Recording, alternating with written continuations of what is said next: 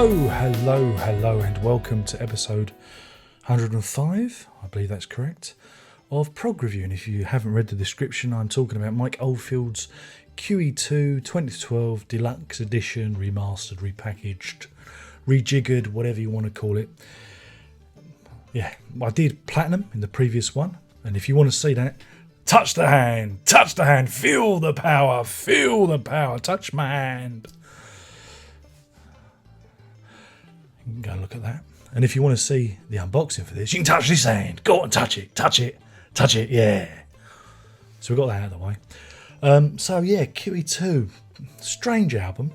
I think it's strange because some of the songs are kind of thematically linked. You know, they're born of the same musical DNA, and it's kind of, you got a long track, Taurus, which is like Taurus 1, sorry. The Taurus name is reused over the next few albums. I think goes up to as far as Taurus 3. This is 10 minutes, and again, it's, you know, a kind of progression from the Platinum album. Sheba, a shorter version, poppy, synthesized vocals, kind of Eastern kind of thing. Conflict, drums. Then you got the first cover, Arrival, by ABBA, because on their album Arrival there's a track called Arrival. How many times can you say Arrival in a sentence? And you know, I think it was released as a single. It's fairly familiar, you know. Go and listen to the ABBA version. It's all done with synths. It's rather interesting, texturally speaking. And then, if he was on side 2 in the old days, do you remember the old days? No, just me. Well, the next track is "Wonderful Land," which is a cover of the old Moody Blues. No, not the Moody Blues. That was a bollocks up. I mean the Shadows, the Hank Marvin. I'm going to do that again. Email.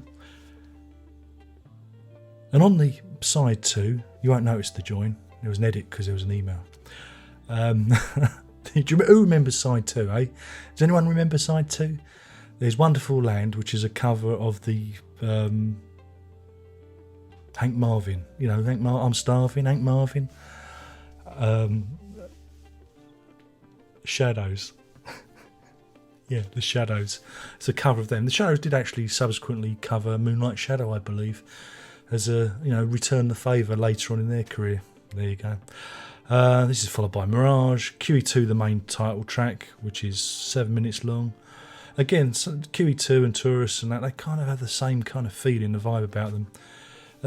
Kelt and Molly, which is a very short acoustic piece at the end, dedicated to his daughter at the time. The rejiggered version, you get Polka, which is a song that the band played live during the 79, 80, 81 tour, I believe. Someone will correct me. You got the Wonderful Land single edit, which, you know, shaves about a minute off, and Shiva, which is a reworked version of Sheba, which, that's not a good face. Oldfield, I think it's Oldfield, sings some new vocals over it, and you wish for the vocoder, you know. It's nice, it's interesting, but the vocals, not good. And then you have a second disc where you see the band live again. Again, it's nearly enough a whole gig's worth. Live in Essen, apparently. European Adventure Tour, April 1981. And it's quite good fun, actually. I've not heard anything from that tour before. Quite enjoyed it. It's all right. I'm not the greatest lover of live albums. So there you go. Again, if you looked at the unboxing, you'll see that it's been completely rejiggered. They've restored the artwork.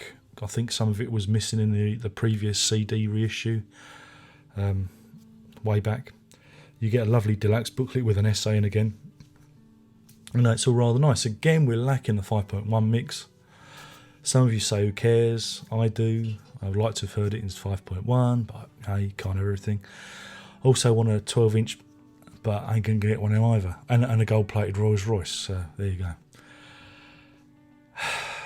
And yeah, the interesting thing about this is, even though it's remastered, my version sounds quite low. I had to turn up the volume. Seriously. But it's quite nice, quite refreshing, because normally when something's been remastered, they push the level and it's a lot louder than the previous. This one it seems quite low to me. So I had to, either that or I'm going deaf. Hello? Hello? Can you hear me, mother? So yeah, it's need to turn the volume up. But that's not a problem. It gives the album a chance to breathe, if you know what I mean, in terms of dynamics. So that's not a bad problem. Again, this album, like Platinum, it needed the love. They kind of neglected albums of his career. And I think it's good that, that it's been remastered. It's the best version. Or you could or you could get the 6-album box set, because the remastered version's in that. But enough of that. For the next prog review, we'll talk about that in the next one. Bit of trivia. It was going to be called Titanic, but Branson said, "Oh, Titanic, the album might go down so they called it QE2 instead, because Oldfield had the feeling of ocean liners and movies and movement and stuff." And I don't know. I read that somewhere. Could be a load of ball bags, couldn't it, really? So yeah, that's it really. I've got to give it a rating. Well, I'm going to give this one. I'm going to match it with. I'm going to match it with the Platinum and give it four portholes out of 5. That's 4 portholes out of 5, because again, it's good. It's good that it's all been restored. Shame about the 5.1. I really would have liked it. The rare tracks, I can give or take them. I'm sure there's some other bits and pieces in the tape cupboard that could have been used, but what can you do about it? But it is the essential version. The deluxe edition is the way to go, because you do hear the band. I do like the version of Omadorn and Tubular Bells that's on this live. Very dynamic, very good. So it's quite good to hear those on the live album. I don't normally like live albums, but it was good to hear, especially Omadorn live. I really enjoyed that. So yeah, I mean, good value for money. Not much else to say really. I feel like I've exhausted myself. Yeah, exhausted myself. So that's that. Only one more thing to say. My name's Darren Locke. I've been blabbering on about QE2 2012 Remastered Deluxe Edition by Mike Oldfield. Oh yeah. And you've been a patient audience listening to me burble on as usual. Thumbs up, thumbs down, it's all the bleeding same. Subscribe, unsubscribe. Show the dog, kiss your granny.